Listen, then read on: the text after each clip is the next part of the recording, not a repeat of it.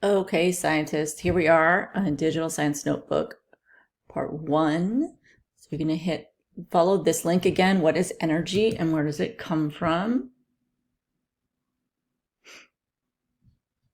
And remember, that's going to take you to the renewable and non-renewable resources unit.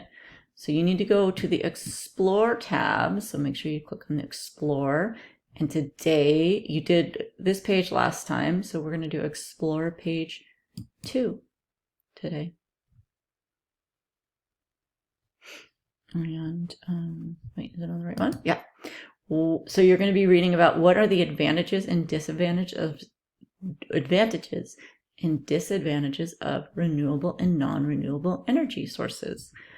So you're going to read all this. Check out this cool picture. Keep reading all this. I would do this interaction. It's pretty cool. You'll learn a lot. Watch this video. Keep reading. This is going to be cool too for you to do. You can measure, see how big your carbon footprint is, which is a pretty cool activity.